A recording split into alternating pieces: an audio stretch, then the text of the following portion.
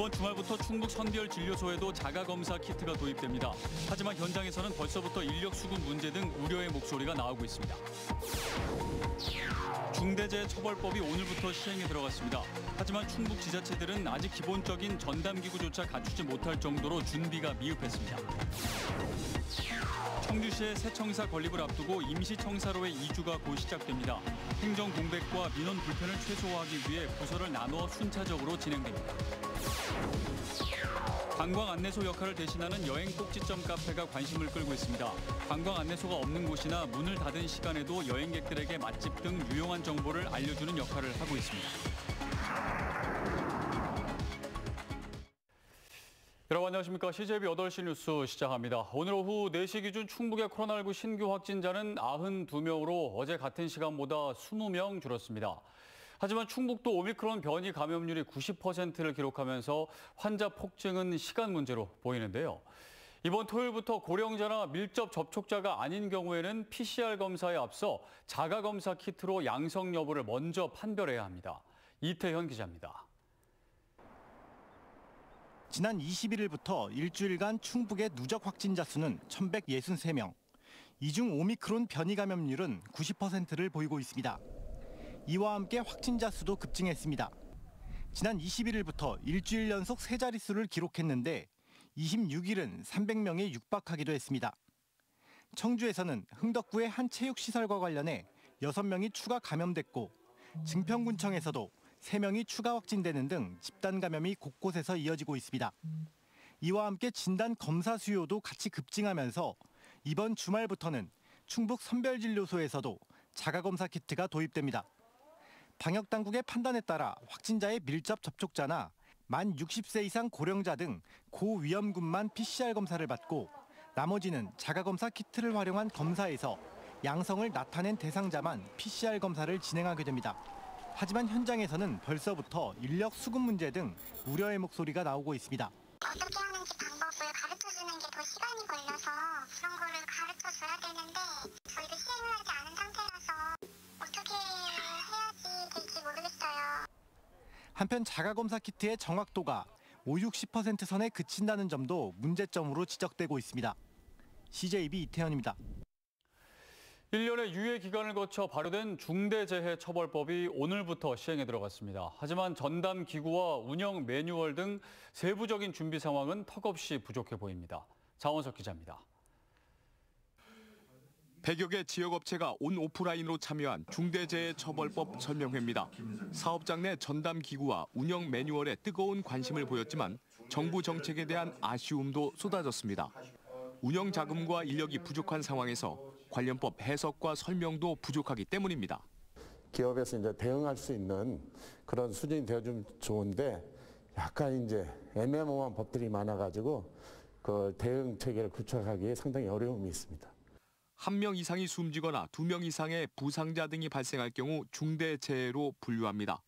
경영 책임자는 1년 이상 징역이나 10억 원 이하의 벌금형에 처해집니다. 지자체 관할 사업장의 경우 단체장까지 처벌받을 수 있습니다.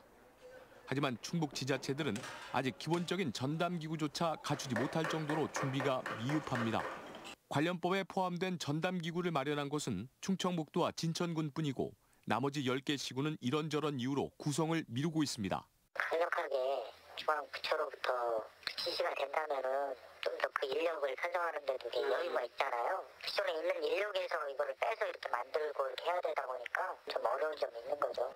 하지만 노동계는 유예 기간이 충분했다며 관리 감독을 위한 보완책을 요구합니다. 노동 안전 지킴이라는 것을 지방자치정부에 요구하고 있습니다. 그것을 통해서 부족하지만 산업이 전반적으로 생명을 앗아가지 않고 일터에서 노동자의 생명을 지키기 위해 도입한 중대재해처벌법. 처벌을 모면하기 위한 눈가림식 방편을 만들기보다 진정으로 산업 현장의 안전 수준을 끌어올리는 계기로 삼아야 할 것입니다. CJB 장원석입니다. 단체 협약을 둘러싼 청주대학교 노사 갈등이 상여 투쟁이라는 좀처럼 보기 힘든 광경까지 나오며 악화일로를 걷고 있습니다. 총학생회와 총동문회까지 나서 노조를 비판하기도 했는데 5년째 이어지는 갈등이 좀처럼 풀릴 기미를 보이지 않고 있습니다. 진기훈 기자입니다. 청주대학교 캠퍼스에 긴 상여 행렬이 줄을 지어 나갑니다. 200명 넘게 참여한 상여 행렬은 학교를 출발해 청주 시내까지 이어집니다. 단체 협약을 둘러싼 노사 갈등에 학교 측이 단체 협약을 해지하자 노조가 상급단체와 함께 상여 투쟁 등 대규모 집회에 나선 겁니다.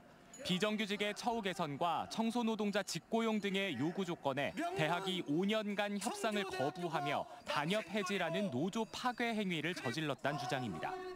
노사 간 합의점을 찾기 위해서 지속적인 노력을 하였지만 대학에서 대안을 내어놓지 않으면서 오늘 결의대회를 진행하게 되었습니다. 하지만 총학생회와 교수노조, 총동문회는 노조와 시민단체 등을 싸잡아 비판하며 집회 현장에서 충돌이 빚어지기도 했습니다. 대학의 위기가 현실로 다가왔는데 노조가 인건비 상승을 야기하는 요구를 무리하게 밀어붙이고 있다는 겁니다. 피해가 오는 건 고스란히 학생들이기 때문에 저희가 학생회 측에서도 나서게 되었고 하루빨리 이 문제가 해결되어서 이 문제에 신경 쓸 시간에 학생들을 위해서 여러 가지 혜택을 마련했으면 하는 바람이 있습니다. 노조와 학교가 서로 좀 양보하고 타협해서 조용하게 수면 아래에서 조용하게 문제점을 해결을 해서 대학 당국은 지난해에도 100억 원가량의 적자가 발생하는 등 어려운 재정 여건에서 노조 요구를 수용할 수 없고 직원급여를 매년 공무원급여 인상분만큼 자동으로 올리도록 한 기존 단협을 수정하기 위해 부득이 단협을 해지했다는 입장입니다. 단협 해지에 상여 투쟁으로 맞서며 학교와 노조의 갈등이 악화일로를 걷고 있습니다. CJB 진기훈입니다. 청주시 새 청사 건립을 앞두고 임시청사로 이주 준비가 시작됐습니다. 현 시청사를 비롯해 주변 3개별과는 나뉘어 있던 사무실이 내덕동 문화재조창과 성안길 옛 청원군청사 2곳으로 옮겨집니다. 홍우표 기자입니다. 청주시 일선행정의 심장 역할을 하고 있는 통합정보센터입니다. 각종 행정정보를 저장하거나 내보내고 유무선 통신을 제어하는 역할을 담당하고 있습니다. 설 연휴 기간 이 통합정보센터가 문화재조창으로 옮겨지는 것을 시작으로 임시청사 이주 준비가 시작됩니다. 안정화 기간까지 한 3, 4일 정도 소요가 될 것으로 예상돼서 본격 서비스는 2월 1일 9시를 저희가 설정하여서 사무실 이전은 다음 달 12일부터 4월 15일까지 순차적으로 진행됩니다. 행정 공백과 민원 불편을 최소화하기 위해 매주 8개 부서씩만 이사를 가는 것입니다. 여기에 드는 비용은 53억 원입니다. 현재 본관을 비롯해 4개 사무실로 나뉘어 일해왔는데 문화재조창과 옛 청원군청사인 이 청사 2곳으로 통합됩니다. 자신의 민원을 담당하는 부서가 어디 있는지를 몰라 여기저기 헤매는 경우가 다소 줄어들 것으로 보입니다. 사무실 배치 기준의 대전제는 대민부서냐 아니냐입니다. 한 군데에서 대민 업무를 볼 수 있게끔 그렇게 하자는 취지에서 문화재조창으로 대민 업무 부서가 가게 되었습니다. 그리고 이 청사는 행정지원부서 위주로 해서 청주시의 임시청사는 새로운 시청사가 준공되는 2025년 10월까지 운영될 예정인데 본격 착공이 지연될 경우 임시청사 생활이 더 길어질 수도 있습니다. CJB 홍우표입니다. 관광지를 가면 관광 안내소가 없거나 운영 시간이 종료돼 안내를 받지 못하는 경우가 종종 있죠. 이런 불편을 해소하기 위해 생긴 게 여행 꼭지점 카페인데요. 관광 안내소 역할은 물론 가이드 역할까지 톡톡히 하고 있다고 합니다. 박원 기자입니다. 신라시대 우르기 가야금을 연주하던 곳으로 알려진 충주 판금대. 한적한 분위기 속에서 걸으며 풍광을 즐길 수 있어 언택트 여행 시대의 산책 명소로 자리매김하고 있습니다. 충주의 대표 관광지인 만큼 관광 안내소가 있어 여행객의 편의를 돕고 있지만 운영이 끝난 야간 시간에는 안내를 제공하지 못하는 게 아쉬움으로 남았습니다. 이런 한계를 보완하기 위해 조성된 게 여행 꼭지점 카페입니다. 꼭지점 카페는 관광지 있는 카페를 선정해 관광 안내소가 없는 곳이나 문을 닫은 시간에도 여행객에게 맛집 등 유용한 정보를 알려주는 역할을 합니다. 충주에 살고 있는 제가 충주에 가볼 만한 곳들 그리고 진짜 맛집들을 소개해드리면서 역사 그런 것도 많이 알려드리는 역할을 하고 있습니다. 제천의 외곽 지역인 덕산면에서 꼭지점 카페를 운영하고 있는 한 업주. 입구에 관광 지도와 지역별 명소가 소개된 홍보물을 비치해 놓았습니다. 자연스레 주변 정보를 묻는 손님이 많아졌고 다른 꼭지점 카페에서 이야기를 듣고 찾아오는 경우도 늘어 홍보 효과를 누리고 있습니다. 저희 카페에는 뭐가 좋고 저희 카페에 좀 특징 있는 메뉴 같은 것도 소개를 해주시고 거기에서 또 그걸 알고 또 저희 가게 또 찾아오시고 그러는 분들이 많아서 그때는 너무나 행복했어요. 꼭지점 카페는 문화체육관광부의 테마여행 10선 사업의 일환으로 충주와 제천, 단양과 강원도 영월에서 각각 10곳씩 모두 40곳이 운영되고 있습니다. 안내소가 예산이 많이 들고 운영이 어려움이 있어서 요즘 여행자들이 즐겨 찾는 핫플레이스 카페들을 여행 꼭지점 카페로 해서 여행지를 연결하면 어떨까라는 생각이 구상하게 됐고요. 꼭지점으로 중부 내륙 지역 곳곳에 관광지를 이어 관광 활성화를 도모하겠다는 발상이 어떤 효과를 가져올지 주목되고 있습니다. CJB 박원입니다.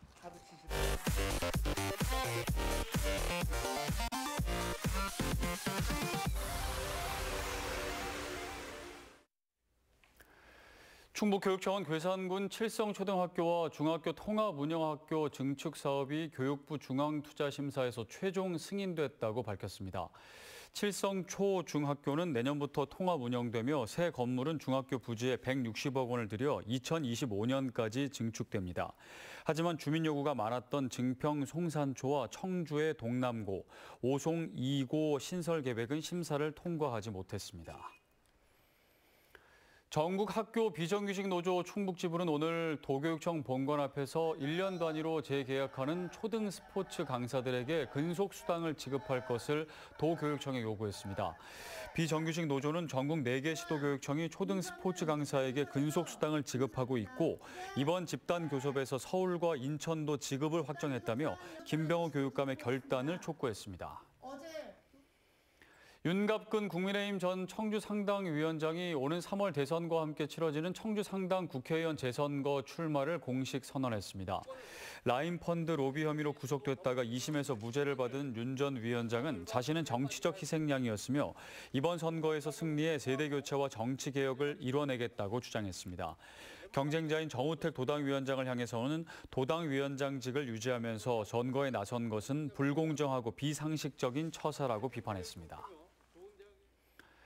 국민의힘 충북도당이 설을 맞아 지역 당협별로 전통시장 장보기 행사를 가졌습니다. 정우택 도당위원장 등 당원, 당직자들이 청주 육거리 시장을 찾은 것을 비롯해 청주권 4개 당협이 사직과 복대, 가경터미널 시장에서 설 제수용품을 구입하고 상인들의 애로를 청취했습니다. 또 충주와 제천, 단양 등 비청주권 당협도 내일부터 31일까지 지역 전통시장을 찾아 설 장보기 행사를 이어갑니다. CJB는 오늘 맘스케프 한국교통대, 청주시 축구협회와 국토균형발전과 지방분권 실현을 위한 업무 협약을 맺었습니다. 이를 단체는 협약을 계기로 국토균형발전과 지방분권의 필요성에 공감하고 네이버, 카카오 뉴스 콘텐츠 제휴사인 CJB를 통해 관련 여론을 모으고 확산시키는 데 힘을 모으기로 했습니다. 맘스캠프는 회원 10만 명을 둔 충북 최대 여성 커뮤니티며 한국교통대는 국내 유일의 교통특성화 대학입니다. 청주시 축구협회는 20여 개 축구 동호인 클럽을 포함해 1,500여 명의 축구 저변 확대를 위해 활동하고 있습니다. 대한적십자사 충북지소가 적십자 회비 부분 목표액을 5년 연속 최단기 달성했습니다. 충북은 모금 시작 50일째인 지난 19일 전국 15개 시도 가운데 가장 먼저 목표액을 달성했고 27일 현재 115%인 21억 8천만 원을 기록하고 있습니다. 2022 적십자 회비 모금 캠페인은 오는 31일까지 이어집니다. 이춘희 세종시장이 여야 국회의원 전원에게 서한을 보내 대통령 세종집무실 설치를 위한 행정중심 복합도시 건설 특별법 개정을 요청했습니다. 이 시장은 여야 의원이 개정안을 각각 대표 발의하고 대선 후보들도 대통령 세종집무실 설치에 공감하는 만큼 다음 달 임시국회에서 법안이 처리돼야 한다고 호소했습니다. 이 시장은 또 행정수도 세종 완성을 위한 헌법 개정도 요청했습니다. 세종시가 설 명절 기간 중 시민의 응급 상황에 대비해 위치 기반 스마트 포털 세종N을 통해 비상의료기관과 선별진료소 안내 서비스를 제공한다고 밝혔습니다. 세종엔을 통해 제공되는 비상의료기관 정보는 병의원과 약국, 진료과목 운영일 등이 지도 형태로 나타납니다. 또한 연휴 기간 코로나19 대응을 위해 선별진료소의 대기 인원과 예상 대기 시간 등도 제공합니다. 청주 지역 산업단지 입주업체들의 설 연휴 휴가 기간이 평균 5일인 것으로 나타났습니다. 청주 통합산업단지 관리공단이 옥산, 오창-제2, 제3 내수농공, 현도농공, 강내산단에 입주한 89개 업체를 대상으로 조사한 결과 57개 업체가 평균 5일의 휴가를 주고 나머지 15개는 정상 가동한다고 응답했습니다.